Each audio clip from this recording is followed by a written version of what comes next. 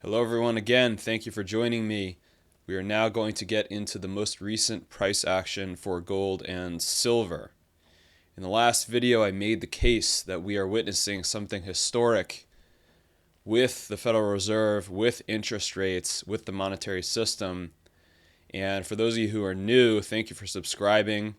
For those of you who have been with me, we're going to have the updates coming here. I want to make the case for those who are new that what we are witnessing is a truly historic event here in the price of gold. And we are currently in the process of retesting this 30-year consolidation, coming back down to the vicinity shown here by this green circle. Now, this is a very rare pattern in commodity markets when it consolidates for this long and breaks out, and then there's a retest. So we are in that retest zone right now. This may last for a little while longer, but it's not going to last forever. My targets, based on articles that I have written, include this green band here that you can see. And this band represents the confluence of 1, 2, 3, 4, 5 different support levels for the gold market. Now, I am a fundamentalist at heart. I believe in investing in gold and silver to protect your wealth, hopefully to profit over the years ahead. However, all of that fundamental data shows up in the charts. All of the buyers and sellers show up in the charts. And by looking at the important pivot points on the charts, we can see where the large buyers are coming in. And if we align ourselves with the large buyers, we stand to make a little bit of extra money and perhaps buy at a better time. So that's why I focus so much on the charts. The last presentation covering the Federal Reserve was a lot about the fundamentals. Here we will look at the price action. So we're looking at this coming into the green band for a final low. And we're getting very close to that right now. I've been following this over the last few months, and we are just getting close to this black line, which is the 2008 and 2010 horizontal support and resistance line. This line representing a period of time in 2008 when a lot of people, when the price first got here, sold. So you had a lot of people selling gold right above $1,000 an ounce. And then you had these same people selling gold here a little later in 2008, the next time that the market tried to eclipse this level. Then you had again in 2009 a lot of people selling their gold here. And again in late 2009, a lot of people selling. And then what happened finally, almost toward the end of 2009, the sellers, whoever they were, failed to show up. The sellers were exhausted. And what happens when sellers get exhausted and there's still buyers? The price goes through that level. And we see that here by the breakout that happened in late 2009. The market then retested this breakout level in early 2010. And what happened? The buyers who were buying this whole time, they showed up again right at this line, this black line. The buyers stepped in and the price took off from there. So when I say horizontal support and resistance line, this is what I'm talking about. I'm talking about a fundamental set of buyers and sellers who battled it out for several years. And finally, the winner of that battle was the buyers, and the price went higher. Now, we've had this 5-year bear market here going on. I expect the same buyers that were buying in here to show up at this level. That's why this level is marked as it is. Should those buyers fail to show up, we have 4 other significant buying support levels within this green band. Okay, so that's what this green band means from a fundamental level. That's why the charts equate to the fundamentals. It's not that the charts are the absolute Bible. It's that the charts show what is happening underneath the market. There's our key for every chart. It will always stay the same if you're new, so that you can get to recognize the colors that I use as we navigate the next leg of the market. We always look at the last 3 days of action in every video. So we do have gold weaker, bouncing here off of 1050. Now mind you, I said that support level was 1033. That's a pretty exact level. So we are getting pretty close into that support zone right here.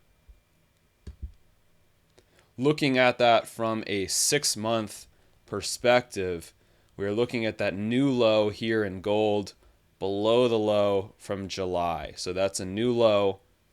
We're not seeing a collapse though. Other times when the price of gold would break down below a previous level, there would be a collapse, a very quick drop of $100 or sometimes $200. We're not seeing that this time. So that's telling me something. We are looking always at the gold mining index. So again, looking at the GDX index of companies that dig the metal out of the ground, and we are still seeing this relative strength here compared to that last slide where I just showed gold had moved down below its July low. Look at the miners. They are holding above the July low. So this is another clue. In addition to those 5 support levels that I mentioned, we are looking at the mining complex, and so far it's holding. So this may still take a number of weeks or months to finalize, but we are getting these early clues in here that this may be the final bottom that's coming into play. Looking at gold from the 2-year perspective, we just zoomed that out now. So the last 6 months were right in here, and now we're putting that into 2 years, and you can just see very clearly the downtrend that we've been in right here at the bottom of the downtrend shown in green. And because it's at the bottom of the downtrend, that's why it's really not breaking down that much farther.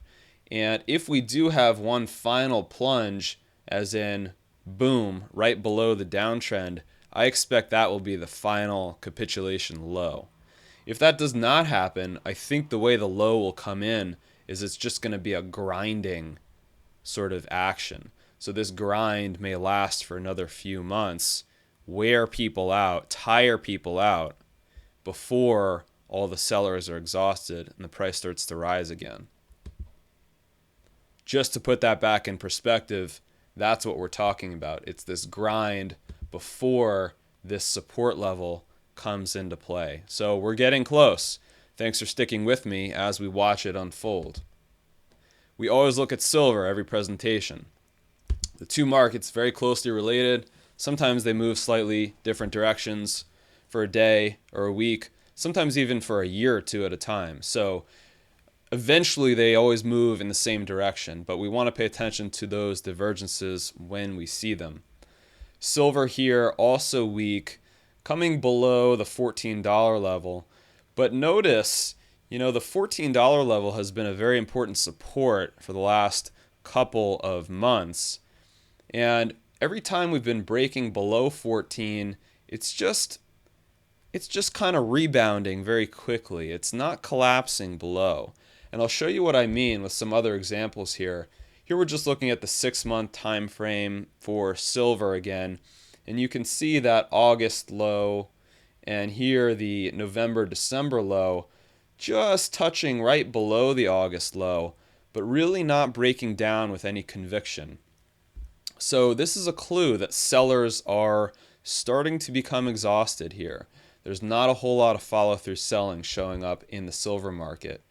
Now compare that. Here we're backing that silver chart out to 5 years. Compare that to some of the other breakdowns that happened over the last 5 years. So shown in this red circle here that you can kind of look through, when the price of silver was up near $45, $43 an ounce here in this range, and it broke down, look at that breakdown. Look at the severity, breaking from 40 something down to 26 within the matter of a couple weeks. And then, for example, look at this breakdown right here in 2013 from this level of 28 breaking down, boom, down to 22. Okay, you're talking back the envelope here, you're talking 20% plus or minus drops within the course of a couple weeks. Similarly, this breakdown here that happened in 2014, boom, a significant breakdown of several dollars over the course of a week or two.